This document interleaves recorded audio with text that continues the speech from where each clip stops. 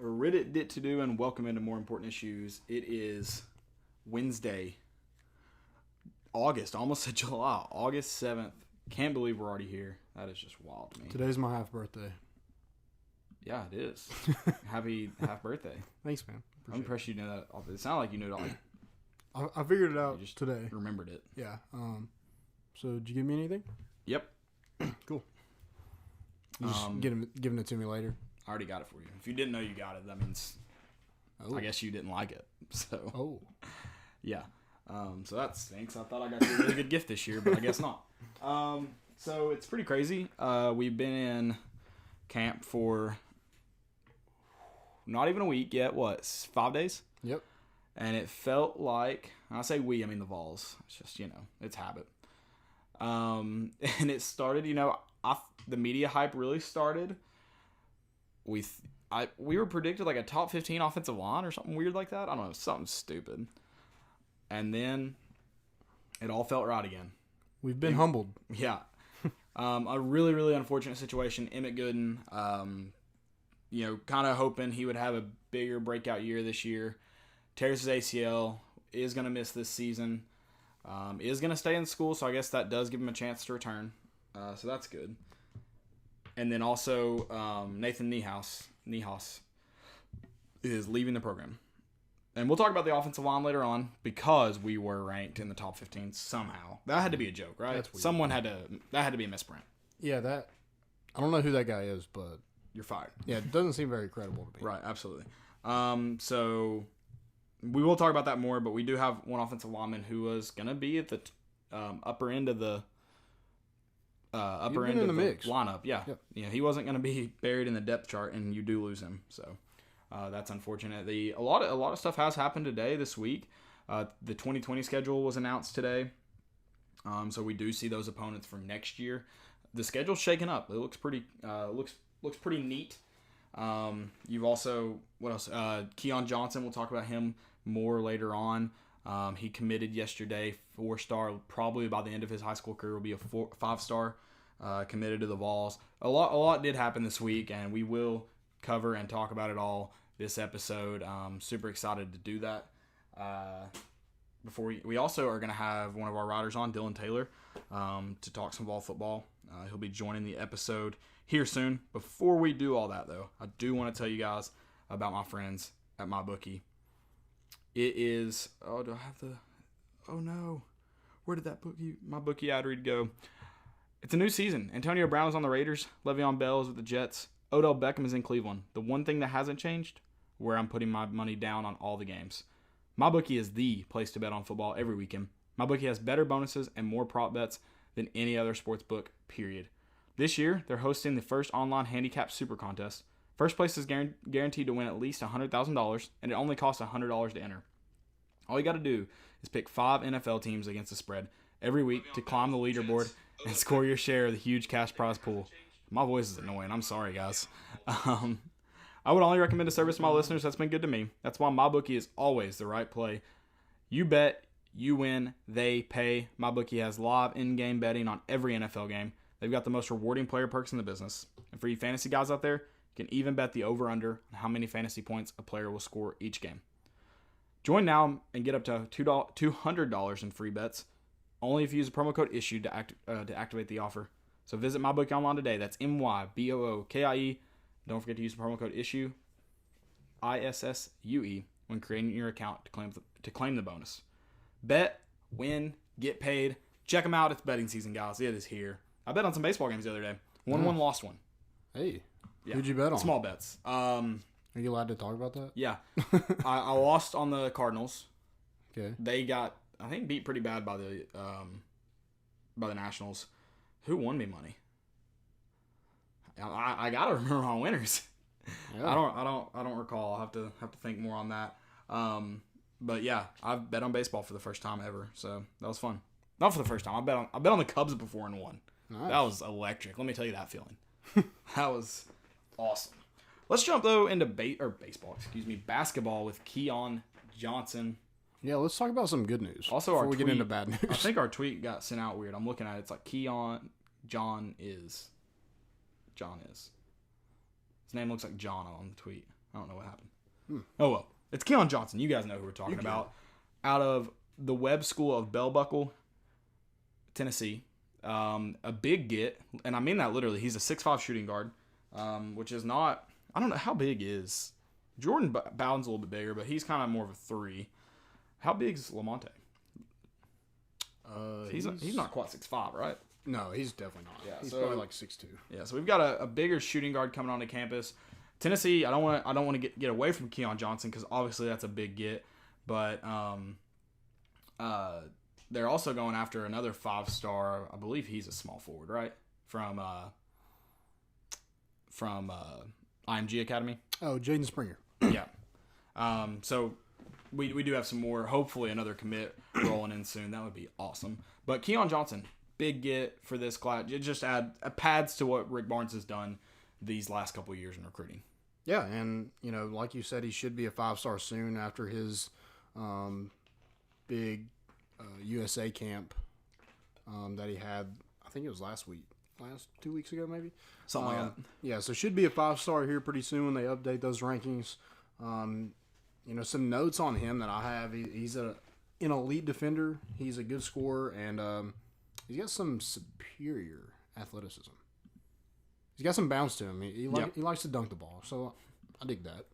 Oh, yeah. We like dunks. Get to the hole, baby. We like dunks. Yeah. I mean, we will cheer really loud for dunks. We, our boy, love him to death, but our boy Pons hadn't done much but dunk, and we love him. So it just goes to show. We love dunks. You dunk it, we love you. Yeah. Dunk that was huge to get him, the number 1 player in Tennessee. Right now, he's ranked as the 31 overall player in the country. So it was good to get that in-state talent and lock him down at Tennessee, with Penny Hardaway, the soft guy he is. He can recruit. Yeah. So it was good to steal one from him. And then Vanderbilt has had, some pretty good classes. That's probably going to change with Coach Drew? Sorry. Well, who is the coach that just got fired or just got let go? From Vanderbilt. Drew yeah. Bryce Drew? Is that right? No, that doesn't sound not right. Bryce Drew. That's quarterback, right? I don't know. Drew Bryce? I don't know. I don't recall, but yeah, I mean, it was nice to still to get one. Right now you have the number 5 overall class. That would be the highest Tennessee has finished in a recruiting class in basketball since Rick Barnes can't recruit.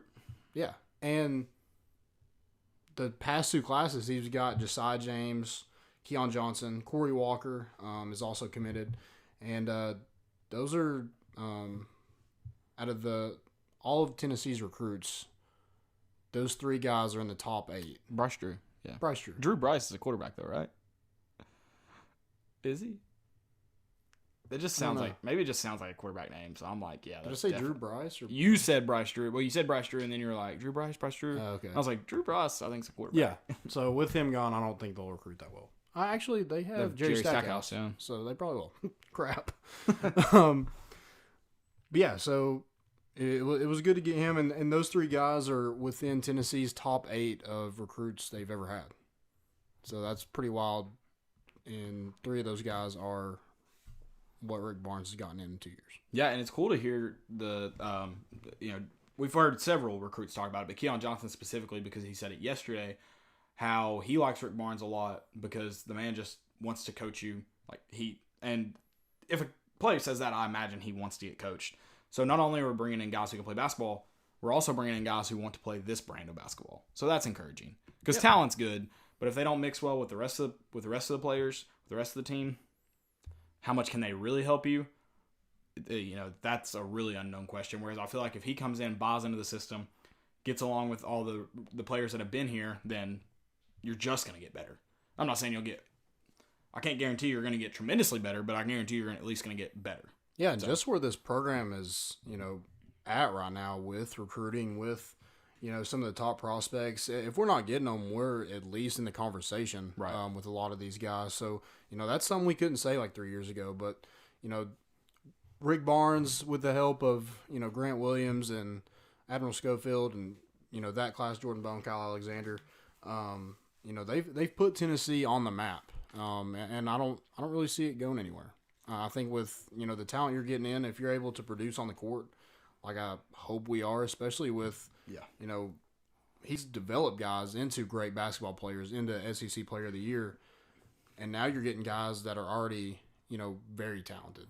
Mm-hmm. So if you're able to develop them, you think sky's the limit. You would think. Yeah, you would think. Yeah. You hope. Yeah. Let's look at this basketball season because unfortunately Keon Johnson won't affect this basketball season. And I do. Someone asked me on Twitter today or last night, one or the other, kind of what I thought about the Keon Johnson.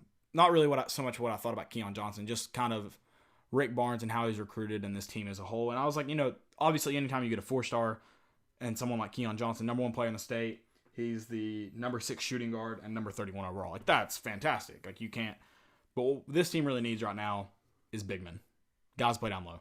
And I think this season is going to be determined by how those guys play. Yeah, I think you know what you have on the perimeter, and you don't down low. Yeah, I think that's definitely the one question mark. It's going to be huge if Tennessee's able to get Uros Plavsic eligible. If they're not, then it's like, oh, John Fulkerson is our biggest guy. Where was he in the picture? Was he on vacation? Was he at Pal's? What was going on? I don't know. I don't think people are I know people are hating on Folk, but like maybe he's just too big for the picture. If you don't have him, yeah, I know you're in trouble. I mean, you're going to be relying on a lot of freshmen next year. I think that Olivier Robinson-Kumwa, I think he's a guy you're going to have to rely on to get some quality minutes. And you're going to have Josiah James live up to that hype. Yep. I hate to say it, but you're going to have to. No, I mean... Yeah, I mean, unless Lamonte and Jordan Bowden are those guys that are willing to just take over games at times, I mean, you're going to have Josiah James live up to that ability. I know you don't necessarily. I don't know how you hate to say it, but at the same time, you bring in 5 stars to have immediate impacts. Yeah, like he's here to make an immediate impact. Hopefully, he plays. Unlike 4-star DJ Burns, I'm very curious what went on with that situation now since he left. I'm not like going to bash the coaching staff or bash DJ Burns. I'm just curious what happened because we could have used him this year. Yeah, and then but even he was one of the top. I think he was the top player on that roster, highest rated player on that roster. Right. But he was still like 100. Yeah. Like Josiah James is like in the 20s. Yeah. No, so, I mean, you bring people like Josiah James here to have an immediate impact. Right. And hopefully he comes in. He's already on campus. Hopefully he's ready to take that role. So I wanted to ask you, somebody asked me about this. And I know me and you were kind of on the same page. We weren't really upset about Rick Barnes looking at the UCLA job and everything like that. But it was kind of like weird. The whole situation was weird. Yeah. I mean, I think it was, him realizing like this could be his last shot to get his dream job. So he looked into it a lot more. But he realized, I'm happy here, blah, blah, blah. I'm not going to. I don't think, I mean, was UCLA a dream job? I mean, I think you just have to hope the man's as honest as we believe he is. Like, you just have to keep believing him. Believe that he felt called to UCLA by God, but whatever your faith is, you can't knock another man's faith. So you just have to hope he's telling the truth, and we're not going to understand if that was something between him and God. Like, we're never going to understand it, so we just can't. So yeah. And then moving past that, I was actually talking about somebody with this right before I came here. My only hesitation towards us keeping Rick Barnes after all that was the price tag we paid. But at the same time, the last 10 years, what have we been complaining about? Not opening up the checkbook. Yep. And you did it to keep a coach that you know will have you in the NCAA tournament, that you know will get you quality guys. Will he compete in the NCAA tournament? History tells you that he may not win you one. But look at Konzo. We got there one time with more talent than Barnes has had. Yeah. Or more like raw talent, I guess. Yeah. And then the meltdown years of Donnie Tyndall. And then Bruce Pearl can coach guys up, but I'm not convinced he's the best X's and O's guys. If he gets talent in here. If he doesn't have the 3-point shooters he did at Auburn, he's fighting for a chance to play. Oh, that's all they practice. SEC tournament. No doubt that's all they practice. So, and I guess now that we weren't a 3-ball team at Tennessee. No. Did he just get lucky at Auburn and now he's going to recruit guys that can shoot the three ball? Because he realized he could win that way? I guess. Hey, three's better than two. And here's the good thing about a team like that. Yeah, they live by the three ball, but sooner or later, they're going to die by the three ball. Yeah. Unfortunately, they never died with Tennessee, but that's just what's going to happen. Like, it took them probably a lot farther than they thought they would. I'm sure they were like, they walk in the locker room and they're like, guys, it is still working. Yeah. Let's keep doing it. But, I mean, the Bruce Pearl, I mean, I feel like a new administration could have brought him back. I don't know. Just so much sketchy stuff happened with that. And I'm not just talking about between us and the NCAA, because the NCAA is stupid for that whole matter. Oh, they're still stupid. For everything Solomon. Yeah. I'm just talking about between the administration. You just heard a lot of sketchy stuff went down with that. And, like, you can't have distrust between – if you want things to work out well, you can't have distrust between your staff and your management. So, like, that's just unfortunate. I like Bruce Pearl a lot. I thought he was really, really good for where our program was at. Really, he was needed. Someone like Rick Barnes would not have fit when Bruce Pearl came in 07, 06. When did he get here? I don't remember. One of those years. He would not have fit in. But, yeah, the Rick Barnes stuff is just, it's tough. But you know what you're going to get with him. And then my next question is, like, what coach do you go get? Yeah. So my question is, like, have you moved on from that? From the UCLA thing? Have you forgotten it? Is this enough where you can say, you know what, he's our coach, you looked into it, you stayed here, you know, whatever. No hard feelings. I was moved on from it the moment he announced he was staying here, personally. Yeah, I was too. So, I know a lot of people else haven't. Yeah. There's still like I'm sure Sean Fincham is upset that he's still here, and he would bash any other coach we got, no matter who it was. If it was John Wooden himself, he would not be happy with it, not be satisfied. Yeah, I mean, I moved on from it the moment he was. Here's the thing is, what was I say? Shoot. Oh, if as a person who you've had a job everywhere you've been, like, or if you've had a job in your lifetime and you get a call from anyone, and they go, "Hey, we're prepared to bring you in and pay you more money." First off, you're answering that phone call. If they text you or leave a voicemail, you're calling them back. You're answering that phone call. You don't even have to know the name of the business. You're answering that call. They're like, "Hey, we're willing to offer you more money." Hello, who is this? Like, you're willing to do it. It's what to do, baby. It's how people scam people. They're like, you can earn $8,000 sitting on your ass. Like anytime anyone calls about more money. And then if you've ever worked in a situation where you work with, so we want to talk about it, like, make it about the players, make it about the kids. Let's do that. Okay. You're in that situation. You're still going to pick up that phone call. You may not jet as easier if you have more things to think about, but you're going to listen. That's all I'm saying. Like, you're not going to just brush off the opportunity just for the heck of it. You're going to go to the interview. You're going to call someone back. It is what it is. Like, that's just the way the world works. I mean, it's funny that Rick Barnes has been hated on since he got here, because everybody was saying, oh, he's just here for a retirement job. You know, this is where, you know, he's going to retire here, blah, blah, blah, and he can't recruit. And look what he's done with the program. Yeah. So how can you hate on a guy? How can you consistently hate on a guy that's changing your program and bringing more talent in than you've ever had? Well, and similar to the Conzo Martin thing, everyone signed a petition to get Conzo Martin fired, and then when he leaves, everyone was, like, not happy about it. Or not everyone. I mean, some people were like, yes, thank God. But some people were like, oh, you left us? Like, what do you want? Yeah. So, I get it. Yeah, who knows? But maybe some of these people that wanted Rick Barnes out should have stepped up like the businesses and paid his $5 million buyout, because he would have left if the buyout was there. It's true. So, step up. Put your money where your mouth is. So, the basketball team released the rest of their non-conference schedule. Mm-hmm. And it's not anybody big. They do have Eastern New Mexico, solid, right? Yeah. I mean, you need those. UNC Asheville. Are we playing Tusculum in an exhibition this year? I don't think so. I don't think so. Maybe. I don't think this is on here, actually. But they have Murray State. Thank God John Morant is gone. Yeah, someone was like, why would you schedule a team that could beat you? Not without John Morant. Yeah, no. Not a chance. No. And last year, I think we beat Murray State. Probably. That's, you know, some people might say that's a hot take, but they had one guy. Yeah. We would, well, yeah. I mean, he's really good. Right. I'll give him that. He's not going to beat our team. I was about to make a joke about Vandy almost beating us with one guy. So that's true. That's true. Then Alabama State, Chattanooga, Florida A&M, Jacksonville State, and then you have the I think we have the hardest non-conference schedule. I haven't really seen anybody else's, but I would say we're definitely up there with Washington, Florida State, Purdue, VCU, Memphis, Cincinnati, Wisconsin, Kansas. I don't think it gets much harder. Yeah, it's definitely a tough one, which is it's what you want, I guess. If you're gonna play, I don't know. But a lot of people are saying that we're not a tournament team. Do you agree that we're not a tournament team? Next year, I'll have to. I mean, I think you're going to need some things to fall into place, and I know we lost a lot of talent, but I don't think we're just out of the race to be in the tournament. Yeah, I'm not willing to say that right now. No. I'm not willing to say that.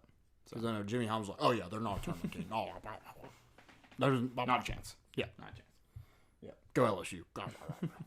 That's John Adams. That loves LSU. Who's Jimmy Holmes is the LSU guy, right? I thought it was John Adams. I thought Jimmy Holmes was the LSU. Maybe. I don't know. John Adams sucks. Yeah, John Adams is terrible. God bless. John Adams is worst. Who runs that Twitter account? John Adams' Twitter account or the other one? the Go Vols Extra. Hopefully not John Adams. That dude's old as shit. Oh my goodness. Hang with us tight for just a second. We're going to go to a quick break and grab Dillon Taylor on the other end of this break, and we're going to talk some football with him. Dillon Taylor is a writer for us, and he talks football, talks recruiting. So we're going to talk to him about fall camp and this football schedule and this offensive line. So hang with us. Be right back.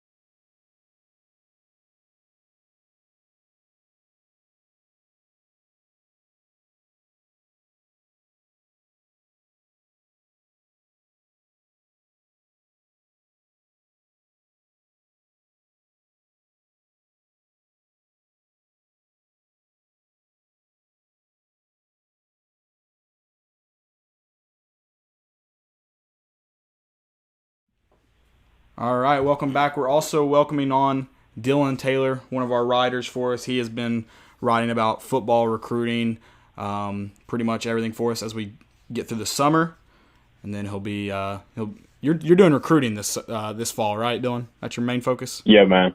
Yeah, while baseball's kind of slow right now. Gotcha. We're going to look at the football practice report. Not good news. Talked about it earlier in the episode. Not good news. Emmett Gooden out with the ACL injury. Gonna make that Aubrey Solomon immediate eligibility real important. It's gonna be huge. And if he's not granted eligibility after these, has it been 8 months since he's said he's transferring to Tennessee? I think it was December 21st is when he announced he was coming to Tennessee. NCAA, what the hell are you waiting on? Yeah, this has been rough. Especially. Let's talk about that. I mean, who are we looking for to step up? Let's just pretend, I guess, Aubrey Solomon isn't eligible. Like, Dillon, who are you looking at?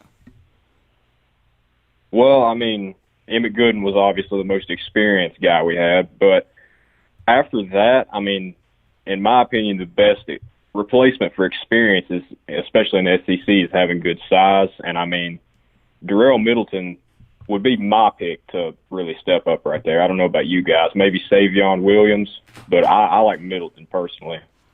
Yeah, sorry. I think Middleton is that body you just like. He just looks the part. Now is he all there? Mentally, I don't know.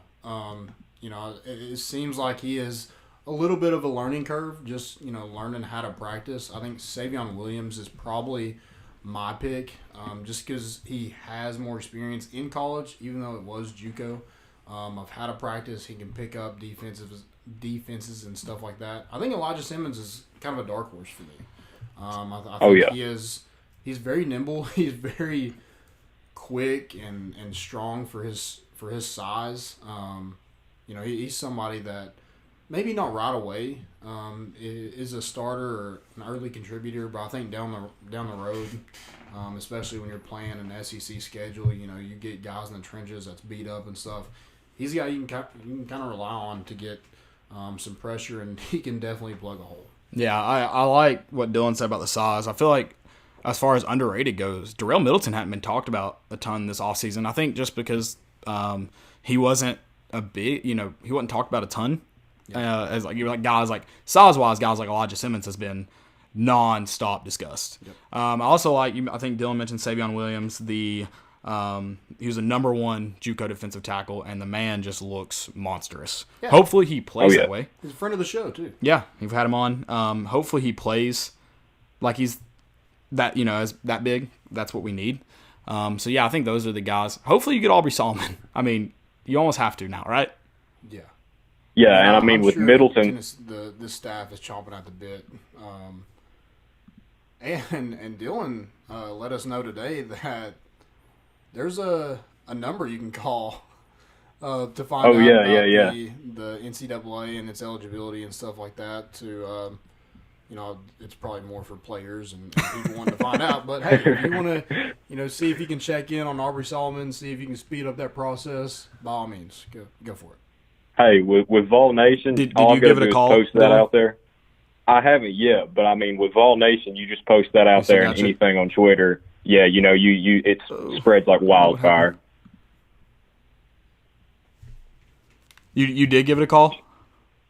No, I haven't yet. Oh, I don't know. Hold on a second. We're having some technical difficulties. We're gonna work through it. Yeah, some other practice reports. JG's look good. Not a lot of drops, but they are force feeding Brian Maurer and JT Shrout, kind of throwing them into the fire. They want to have a good, reliable backup for Garantano just in case. And I think you have to, especially in the SEC, especially with our issues in the past of our offensive line and Garantano taking hits. You got to have some guy that's ready to go. I think we actually have a Twitter question about that. Can get to that. So it is Glittering Banana 1 says, if JG were to miss a game, would you rather see Stroud or Maurer come in? I don't really have a preference, per se. I think it's whoever can run the offense more efficiently. I think right now, JT Stroud's probably that guy just because he's been here a year. But I don't know. I like Maurer's upside, so I'm not going to take anything away from him. But I think right now for me, it'd probably be JT Stroud. But, that could change. Right. Dillon, do I got you back? Yeah, I'm still here. Sorry, I'm working on my end. We've got it, though. So, back to it. Oh, no, you're good. Did you say you have called the line? No, I haven't called, but my train of thinking with that was putting it out on Twitter. I mean, you guys know Vol Nation better than anybody. You just put something out like that, and it spreads like wildfire. So I'm sure I can get somebody on it. I thought about giving it a call today and I need to look up some names in that NCAA office and just ask to speak to someone directly. Because didn't somebody have John official. Curry's number and they had put it out there when this whole coaching search was going on? And oh, yeah. I called that one a couple feel like times. People were calling it like every other day. He probably had to change the number. I mean, I probably would have. Right. And then hopefully you heard us all the time. So the question was, what QB, if Garantano unfortunately goes down or something, what QB are you rolling with, Dillon Taylor? Me personally, I'm a Stroud guy. I mean, Maurer, I like the kid. From all the reports I read of his high school, he was a little more kind of a gunslinger. But Stroud, I mean, in that situation, I'm going with experience most of the time. And I mean, like I've read, Stroud's got the stronger arm, so I would probably go Stroud personally. Yeah, I think you mentioned the gunslinger thing. Looking at stats, so for me, looking at stats, it's almost like Maurer stands out to you more. JT Stroud, though, I'm not a film expert by any means, but the film I watched of him, I've liked him for a long time. I know I've mentioned on the show before. And then he's obviously, Landon mentioned, running the offense more efficiently. He's been here longer, so you would hope that that's the case with him. You never know. But they both, I think it was Maurer made a really good throw. It's against air, but Garantano made a not great one in the same video that Maurer made it. So I think he does have a really strong arm. I think Stroud has one too. Can't really say who has the stronger of them. If you're going off just pure talent, it may be Maurer actually, but my train of thinking would be like you're in an away SEC stadium and you've got a third down loud crowd. I would rather have the guy that's kind of been there at least a little bit before. Yeah, I completely agree with that, and hopefully we don't get to that point, but who knows? Oh yeah. But I know a lot of the media has kind of talked about how things have been kind of quiet. There's not a lot of vocal leadership, but they're still going through install. So camp is they're still going through install. It's a process through camp. It's tough. This was their first day in full pads, so. And I think Jeremy Pruitt said it. You're going to have some guys that stand out right now when there's not pads, and then when the pads come on, you're going to see other guys that stand out. So I mean, you're going to have some guys that look the part, but when the pads come on and people start hitting, they're going to shy away from that. So and that's coming from your head coach, so he knows like some people on that team are going to shy away when the pads come on. Yeah, hopefully it's not our offensive line, which is the next group we're talking about. That's been the big question through camp not through camp really, through the entire offseason since after the Vandy game, is this team is really, really talented, has the ability to be good, but you'll only go, and even Jim Chaney admitted to it, you'll only go as far as your offensive line will take you. Yep. So let's look at this. I guess let's work from left to right here. Left tackle, who are you starting? If today he played tomorrow. Left tackle? Probably, I mean, it has to be Wanya Morris, right? I would think, Dillon. That's mine, yeah. Yeah, I mean, we know he's young, but he did practice, thankfully, all spring, and he was with the ones. I think he moved around quite a bit, but when you just look where you fit in on this line, I feel like... Yeah, I think since the spring has ended, he's kind of solidified himself as a starter at left tackle. I agree. Left guard, Dillon, who are you rolling with? We played tomorrow. Well, obviously, if we had Trey Smith, I mean, it would be Trey Smith. But I I don't know. That whole situation, I kind of hope that he just does whatever's best for him health-wise. I mean, yeah, we'd love to have him on the team, obviously, but, his long-term health's a more important thing there. But at left guard, I would either go Jameer Johnson, or my kind of dark horse in the whole offensive line race is Keon Calvert. I know he's a big athletic kid, and I've heard good things about him in the spring plus this summer period. So I like him personally. I'm going to go with, if we had to play tomorrow, I would probably go Jameer Johnson. But I think the day one starter, when we play Georgia State, I think it's going to be Trey Smith. I think he's progressing his way. He's getting more and more contact. I think it's going to be Trey Smith once game time is here. Okay, so I'm going to jump around a little bit on you just because I've got just where you look at what happened last year, and I think Trey Smith would be more of the versatile player of the two. I've got Trey Smith at right guard if he's healthy, and Jameer Johnson staying at left guard. Just because Trey Smith, I think, did move around a little bit on the line last year when he was here for 6-7 games, whatever it was.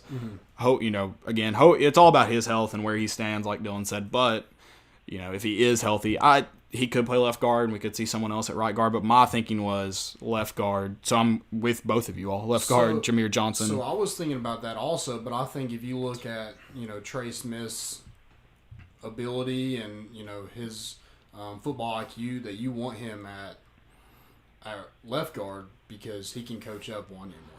I mean, I think it's definitely a tough situation. Yeah, I think, again, we'll go on in a minute, but you're going to have two freshmen more than likely on the line. Yeah, I think I went more with where Jameer Johnson would be more comfortable because you do have the luxury of someone like high football IQ. So I was thinking similar to you, but also kind of backwards. Yeah, because I don't have Darnell Wright at. You don't? Left tackle right now. Okay. No, I don't have him at left tackle. I have him at right. Oh, right tackle. I don't have him at right tackle. Okay. No, I don't. And then center, I assume all three we're going to go Brandon Kennedy. Yep, for right now. Yep. Any objections there, Dillon? Yeah. I think Ryan Johnson did a pretty decent job last year, so I could see him maybe fighting for that spot if things go wrong. But I think he could also be a guard as well if we need him. He's a versatile player. He played a bunch of positions since he's been here, so he could play either one of those. Okay. Well, who do you guys have at right guard then? Dillon, I'll let you go first if you want to. Okay. Well, mine was if Trey Smith is healthy. I had him. I had more of Landon's way of looking at it, of him helping Morris out at left guard. So at right guard, I had Jameer Johnson first, but in the worst case scenario, Trey isn't available. I'd put Jameer at left guard, and I'd put, like I said earlier, my kind of pick that could surprise some people. I like Keon Calvert, but I could also see Ryan Johnson sneaking in there also, the more experienced guy. Yeah, I like Ryan Johnson there. If, like you said, Trey Smith isn't healthy, I think that's probably one of the guys you go with. I had Niehaus kind of fighting for that before he left the program today. Yeah. So yeah, that's a no-go for me. I know Keon Calvert has been with the ones right now, so I'm going to go with him at left guard right now. He was kind of a guy a lot of people talked about coming into the season, but hasn't had a ton of experience like these other guys have, kind of thrown into the fire experience. But it looks like he's done well since he's in the spring and, had a good fall camp so far, so I look for him to be a left guard. Okay. Looking at right tackle, so I've got Darnell Wright. Right guard, sorry. You're fine. We all knew what you meant. Moving to right tackle, I'm surprised you don't have. I think mine is just Darnell Wright's, not just his size, his ratings, and the needs of this offensive line. That's why I've got him at right tackle. I just don't think there's a lot of guys that will give us anything more than Darnell Wright. Of course, him being a freshman, there is a learning curve regardless of your rating, but that's where I've got him currently. I've got Darnell Wright there. I have Marcus Tatum. He's running with the ones right now, and Darnell Wright is right behind him.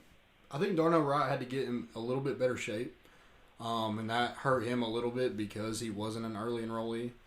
But I feel like later on, maybe we're talking a couple games into the season, you probably see him take over just because the talent is there. Yeah. But right now, I'll probably go with Marcus Tatum, and if anything happens, Darnell Wright is right there. So,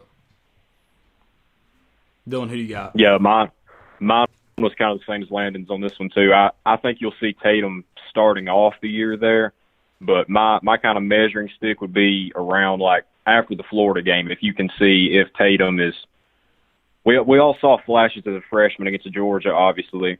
If he's healthy, which I know he stayed hurt most of the time he's been here, and he's been trying to add weights. That didn't really help. But if he's healthy, I would say he'd be rolling at the beginning of the year. But if he struggles, I mean, by the third or fourth game, I think you could see Darnell Wright stepping in. Yeah.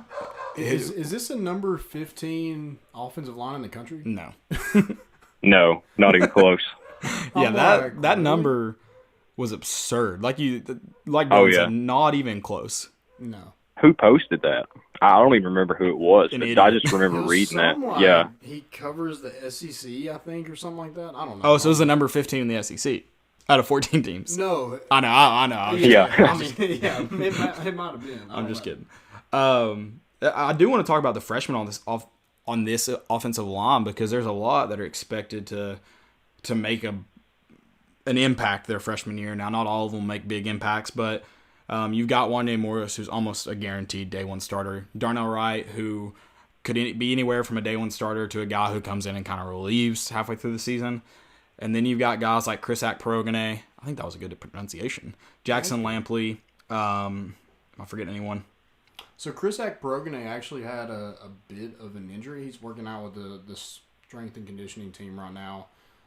So I don't have like a synopsis on where he's actually at, but it looks like he is a little banged up right now. Yeah, but those guys expected to make some type of impact. I'm not saying it's big, not saying it's tiny. It could be their 4 games, new red shirt, and they'll probably play. Is there anyone, maybe not a freshman, that you guys see in either they've stepped up before, but make an impact on this offensive line, just offensive line right now?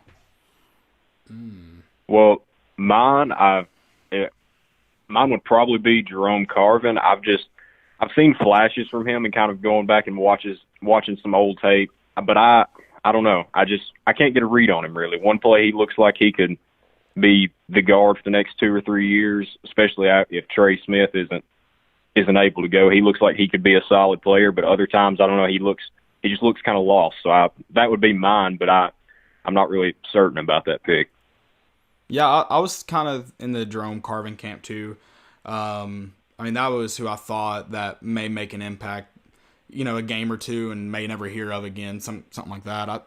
It was Marcus Tatum's freshman year, kind of the same deal. Had 2 or 3 really good games, and then it's just been hard for him to keep on weight, but apparently he's at the weight that Pruitt wants him to be, but he still looks small compared to a lot of our offensive linemen. That's a good thing.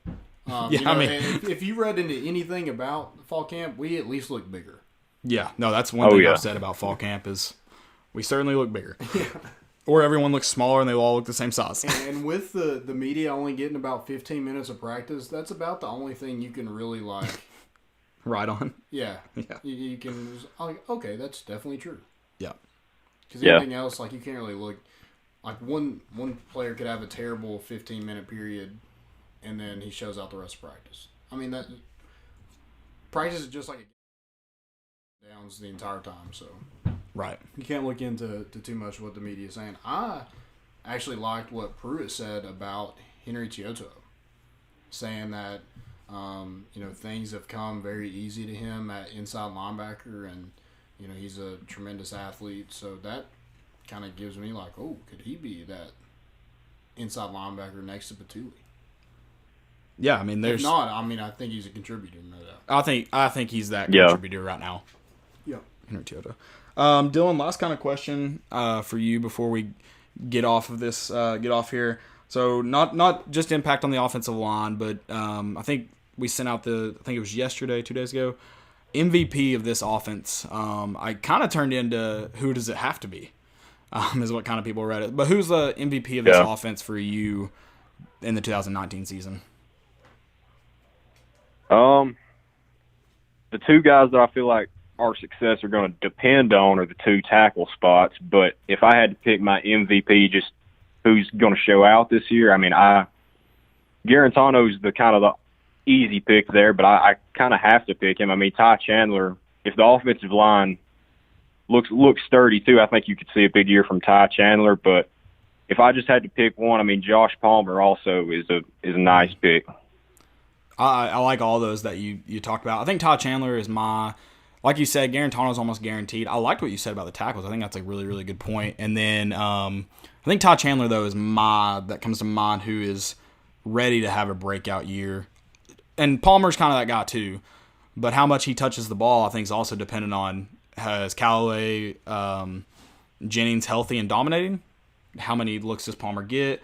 We've also got a lot of wide receivers on that. But I think Palmer's in kind of the similar boat as Ty Chandler. He's ready to have a breakout year. The size and speed's there. I mean, that's the thing for me. Like, there are several, like, obvious picks for, like, who could break out this year, who the MVP, but mine, like, who really defines how this season is going to go. I feel like center, I mean, with Kennedy, I feel like he's at least, like, even if he's not a great, like, he's at least an experienced guy that's going to make the basic plays for you. Guards, we've got a lot of option at guards, so I feel like we can find some combination that at least is serviceable there, but the tackle spots are really what the season kind of depends on. Yeah, so pretty much the whole offensive line. Yeah. We need them desperately. And I think maybe not my MVP, but my most crucial player, I think, this season would be Trey Smith. I think if he's healthy, if he's, even half of what he was a couple years ago, that's going to be key to this whole offense. That whole offense is going to be light years ahead of what they probably would be without him. Is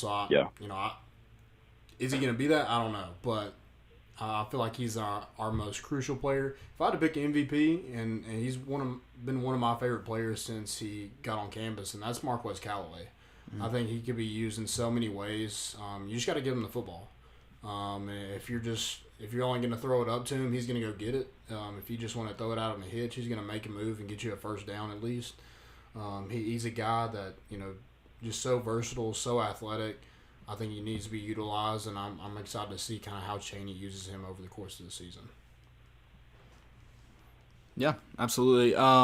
Dillon, appreciate you hopping on with us, man. Guys, make sure you check out some of his articles. They're on Armchair. We changed our URL. It's armchairmedianetwork.com now. So check them out there. They're on the Twitter page. Dillon, we appreciate you hopping on. Hey, no problem. Thanks for having me, guys. Have a good night, man. Yeah, you too. Go Vols. Go Vols.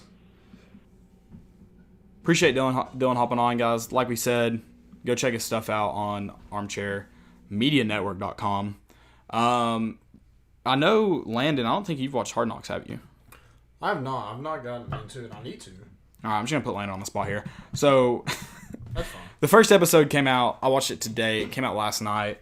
But, yeah, it's a interesting one. John Gruden's a weird dude. Derek Carr is a weird dude. So, I was going to ask you, does this, since you've watched, how many episodes have you watched? There's just only the first one came out on Tuesday. Okay. They come out each week. So do you have more or less respect for John Gruden now that you've seen that first episode? I know he was never coming to Tennessee. He's already talked so much shit about college football. He was never going to coach at Tennessee. That's he's not talked so much shit, but every chance he's said like 2 negative things about college football and like taken an obvious jab at it. Like, yeah, he hadn't mentioned Tennessee yet, which is surprising. But he was But yeah, no, he's just a weird dude. And then I was telling Lannon, Ronald Ali kind of got screwed. Yeah. And I blame last chance you. Like, John Gruden clearly he talks, like, the way he just mentioned his. So, Ronald Ali has already gotten cut. You guys should have already known that. Everybody's been tweeting about it. If you haven't, you've been really good at avoiding spoilers, and I'm sorry. But should have came to the show. But it's pretty clear that John Gruden had this perception of Ronald Ali before he came. And then, like, that may not have been the first mistake he made. It may have been the first one we had seen. The way the defensive line coach, it seems it wasn't the first mistake he had made. But still, like, seems like a small one to cut him over. And he was just like, nah, if you're not going to do it, like, you're cut. And, I mean, I think part of it is in the NFL, like, you don't get as many chances as you do in college, especially at community college. But still, I just feel like he had this perception of him, and he wasn't going to. Yeah, I mean, he had a likable personality, but I feel like he was lazy. That likable personality got him babied. Yeah. A lot, especially by the guidance counselor or college Brittany Wagner. Code. Yeah, she babied him to death, and that's It sucks. I feel like he had a lot of talent, but got to figure it out sometime, bud. Yeah, absolutely. Oh, well. Yeah. Watch it. It's good. I mean, it is. It's Oakland does their training camp in Napa Valley. Nice. And it's also real weird. So they have an alumni dinner, which I've never heard of the NFL having. Apparently, only Oakland does it, which I find weirder that they're trying, like they have this historic, thing about them, but they're moving cities, and they've moved cities before. It seems like a team like that would be someone who's like never moved. It's stupid. It's very weird. Did you see where Antonio Brown got frostbite? No. So he did cryotherapy in France and didn't wear like the proper footwear. Is that why his ankles are bad right now? And got like or feet? Yeah. So that's why his feet are like burnt all to crap. So he can't like cut right now or anything. So he's not practiced, or he hadn't practiced as of Tuesday's episode. No. Hadn't practiced with him. Yeah. So it looks bad. I'll see if I can find that, but it looks awful. That's terrible. So Landon wants to do a ranking of our football coaches. Yeah. I'm not very good at this because I really only care about 5 or 6. Not care. I only cared enough to rank 5 or 6 of them. Oh God. Yeah, I bet that hurts to run on. Yeah. My word. You're not. There's no way. No. There's no way. You want yeah. But SportsCenter tweeted out a picture of AB's feet, so go check that out. It's disgusting. Here, I'll see if I can pull up his feet here. Don't do it while you can eat. That'd be gross.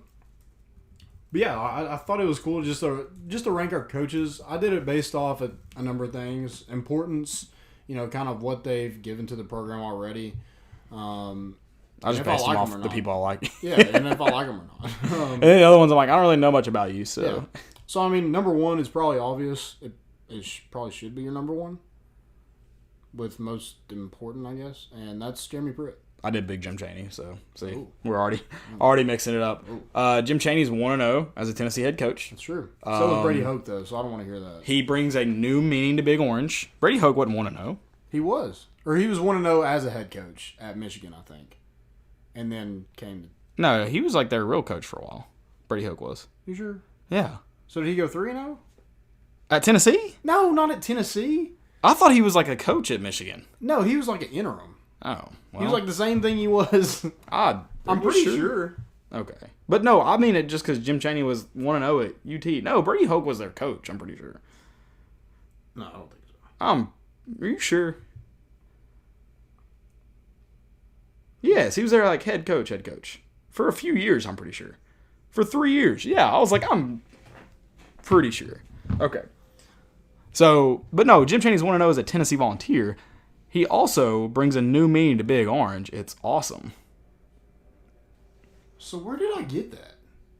I have no idea. Maybe I said Jim Chaney was 1-0. I don't know. That's weird. Jim Chaney is 1-0 as a coach against Kentucky, and he literally brings a new meaning to Big Orange. It's awesome. So I love is Jeremy Pruitt your number 2? No, T. Martin. Dang. We're just going off just general likability, yeah. Okay. Well, absolutely. I'm gonna go Jim Chaney number 2. Okay, well, Jeremy Pruitt's number 3. He worked his way into number 3, so that was cool. Number 3, I have Craig Fitzgerald. I think he is important, and I'm so glad we paid him, and we're bigger because. I mean, he's definitely important. That's for sure. And I would never. I will say this: I would never want to do a workout with Craig Fitzgerald because he is insane. But the man's a psychopath. I like him to do his job when I'm not involved. Yeah. I'm never gonna run for the guy because I don't want to. But I'm about to show them a picture of Antonio Brown's feet. Does that mean? No, that's good. Okay, cool. My next one is Chris Rump. Hey, he's a cool dude. I've gotten to hear him speak. Cool guy. He's kind of weird too, but he's a cool guy. Yeah, I like him a lot, so went with him.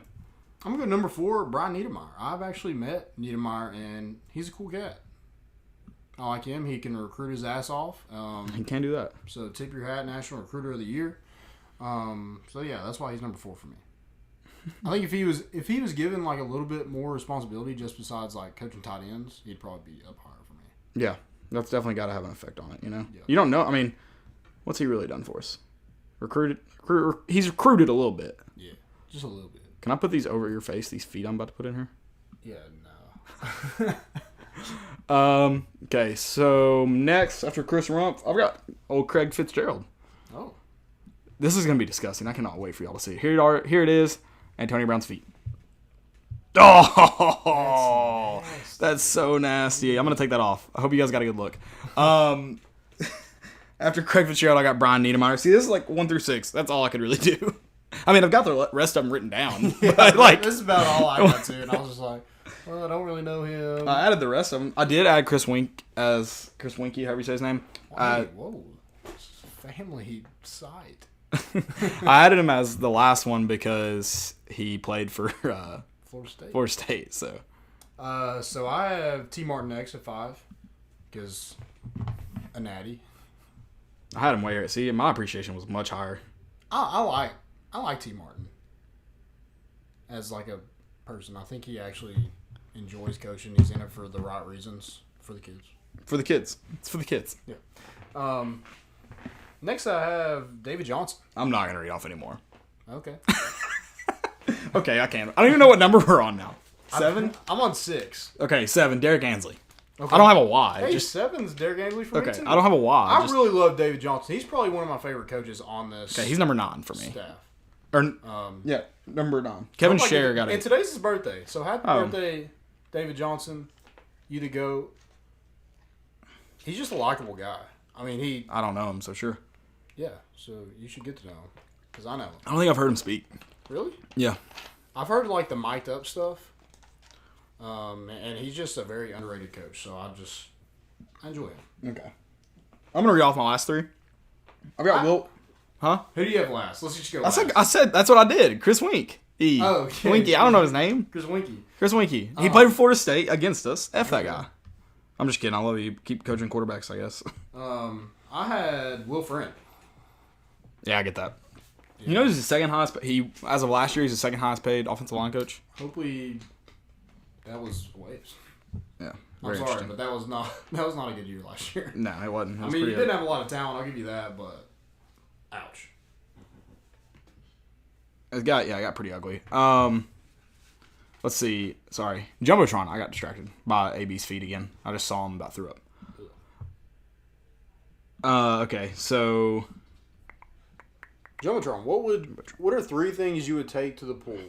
If you could only take 3 things, what would you take? Why? And it can't be a bathing suit. Okay, first one. I'm taking a drink of some kind. A drink of some kind. So that's the first thing I'm taking. What are you taking? I am taking sunglasses because it is miserable in the dead heat without sunglasses. Yeah. Oh God, I should have taken sunglasses. That's such a good call. I'm stupid. Number 2. Let's see here. We literally just came out of this tonight, guys. Right before we came. So sorry about that. Let's see. After that, what am I taking? Oh my God. Sunscreen. I can't live without sunscreen anymore. I'm so old. Like sunscreen. You need some sunscreen. You need sunscreen. Don't be coming at me like that. I don't need sunscreen. You don't need sunscreen? I don't need it. You don't need sunscreen. I would like to have it. You don't need sunscreen. No, you need some sunscreen. You don't need sunscreen. You get burnt. Do you want to take that bet? I don't get burned as bad as you. Do you want to take the bet, though, that you don't need sunscreen? Yeah, I don't. Okay, so the next time we go to the lake or the pool, you aren't going to wear any sunscreen. I mean, I'm going to tell you because I'm smart, but I don't need it. You don't need it. You need it. You don't need it. Will die. I don't need it. You would die. First off, Landon, I've lasted through way more sunburns than you, so I don't think you can speak. I know, because you get burned to a crisp. I don't think you can speak until you've gone through as many sunburns as I have. And Caleb never brings sunscreen. He uses my sunscreen every Okay, first off, that's not true. Never is not the right word. Rarely is better. But all I'm saying is you need sunscreen. You can take the bet if you want. I don't need it. I won't wear sunscreen for the rest of the summer, and I'll be just fine. Summer's like over. Your point? Oh my God. I won't wear sunscreen all of 2020. Ever. I'll never put it on. Here we go. I never need it. The sun has zero effect on me. The sun's freezing cold. Yeah, tell that to I don't know. Tell it to somebody. I was gonna say AB, but yeah. He knows it's cold. Yeah. So my second one, you gotta have Food. How about? Oh, okay. So that's your second. So I haven't done my third, obviously. Okay, you do your third real quick. Let's go like food. snake You have draft. to have something to eat. Swimming makes you hungry. No doubt. That's true. Food's But big. you gotta wait 30 minutes Food's big time. before you get back in the pool. Okay, you're up.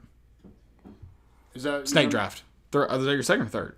That's my second. So third. You do your third. I'll do my third. Third, I'm gonna go with speaker. Gotta have music. Speaker's big. I'm surprised you didn't go with ball. Landon always Dang, brings that's a what I ball. meant to say ball. Yeah. Speaker, no. Ball, yes. Landon's ball like a- is the head of sunglasses. Landon's like a 12-year-old. Gotta have ball. No grown adult wants to throw a football in a pool with you. Balling is my hobby. Gotta Nobody. have a ball. If you don't have a ball, then you're just the worst. Nobody. No grown man. Landon has to go to a public pool so he can throw with little kids because no grown man will do it with him. Yeah. All right, my last one. But you always throw with me. I have to. You don't. You enjoy it. You enjoy that I'm the ball guy. No. I always have balls with me. You enjoy that I'm the ball guy. No. Yeah, you do. I could do without you bringing a ball. But you have a better time than I bring a ball. That's not true. That is true. No, it's not. Yeah, it is. No. I'm a big hat guy, and not like ball capped hat. I need a... See, that's why I don't need sunscreen, because I always have my hat. Keep these shoulders nice and white. This man lays in the sun and falls asleep. Yeah, all the time. Because of the burnt. previous mentioned drink I brought. It's just whiskey. Yeah. Neat. It's not neat. I'll lie. Yeah, those are mine. Let us know what you take to the pool, even though you have like maybe a month of pool left. If that. Yeah. Hey, if you're going to Bristol, let us know, because our plans have apparently been squashed. So we'll figure it out. Hey, we got our season tickets, though. We did. I got my season tickets this week, so that was fun. I don't know if I mentioned on the last show. I got them last Saturday, though. So Nice. it's official. Stupidity's an epidemic. Someone said you have to bring a ball. I can't see the name. Oh, looks... Yeah, okay. Dude, get your phone fixed. Like, what's the matter with you? We're making like millions of dollars doing this show, and you can't even get your phone fixed. I have $0. I don't know who. Someone said you have to have a ball, though. So Yeah. feel good about Thank yourself. you. I'm sorry. I'm a grown man. I'll throw a ball at a tailgate. The pool is just a tailgate with water. That's not true.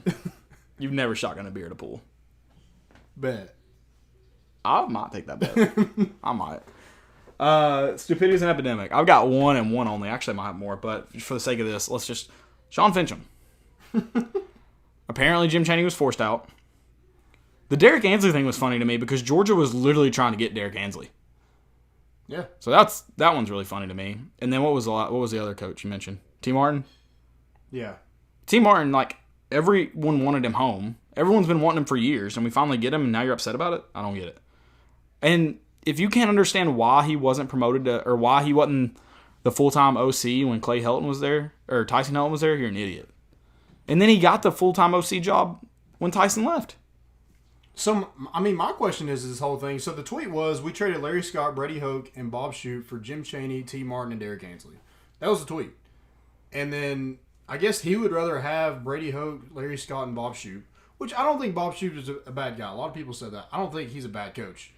He was on a terrible staff. Yeah. It didn't help that he was handcuffed by Butch Jones. But, I mean, if we're trading Jeremy Pruitt for Bob Shute, I'm probably taking Jeremy. If we're just talking about championships, I'm taking Jeremy Pruitt. Yeah.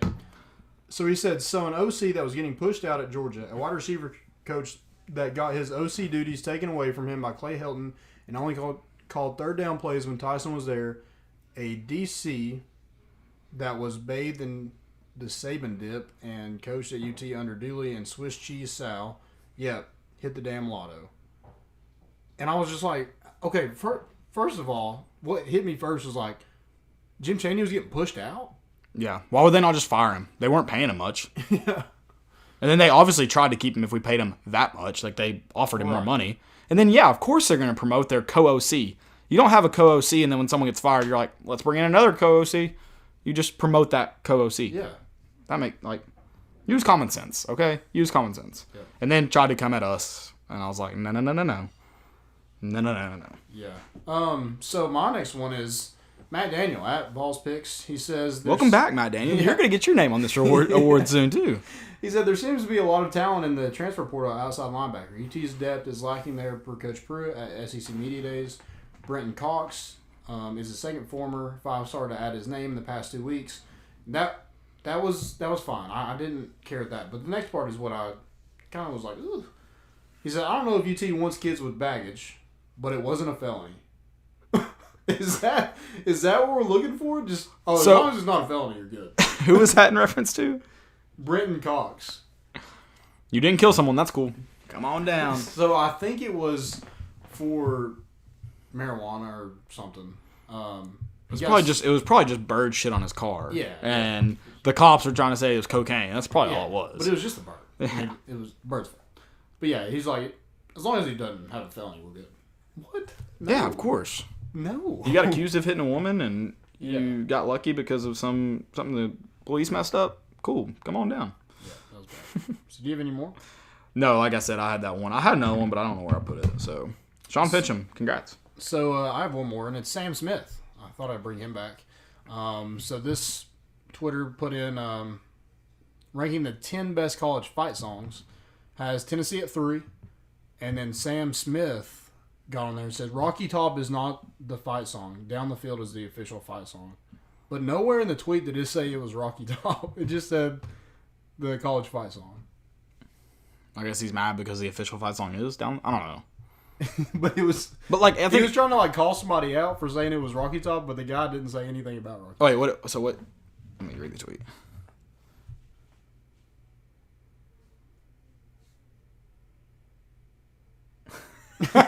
So he could have been talking about Down the Field.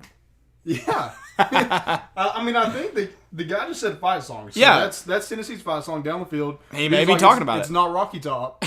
Okay. Good, Kevin. Smart by the guy to not mention Rocky Top. So, like, if someone came at him like that, like, we know he's probably talking about Rocky Top. Probably. But first off, Down the Field is electric, okay? Have you guys heard it? Yeah. I might play it as we're going to leave today to... Dude, and forget the NCAA. Aubrey Solomon needs to be granted eligibility. Chris Steele enrolled at Florida, went to Oregon, left Oregon, went to USC, and has been granted eligibility. What? Yeah. I don't know, man. December 21st. He announced he was coming to Tennessee December 21st of 2018. We're getting close to the end of 2019. Where's this? Who is running the show? Let's get it going. Somebody call the NCAA up and be like, yo, what are we waiting on? Yeah, I'm with you. It's pretty pitiful. I mean, we need him. We desperately need him now. We need that man. We desperately need him. Somebody go get this man's eligibility. Are they just waiting for somebody to go pick it up? Because I'll drive down there and pick it up myself. Oh, pick up the eligibility form? Yeah, is that all we need? Yeah, I'll drive you down When there. did Tennessee turn this in? Because was it December 21st? Was it December 22nd? Because we need to know some facts. And if it's not in Tennessee's, if it wasn't Tennessee's fault, then the NCAA needs to come out and be like, oh yeah, we lost it, or something. Something had to happen, right? Yeah. Because everybody else is getting granted eligibility. I don't get it. I'm with you. What are you doing? What are you doing? Yeah, it's very interesting. You got anything else for stupidity?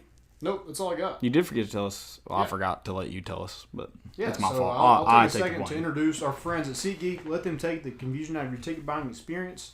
Instead of shopping dozens of sites to find the best deal, let SeatGeek do the work for you.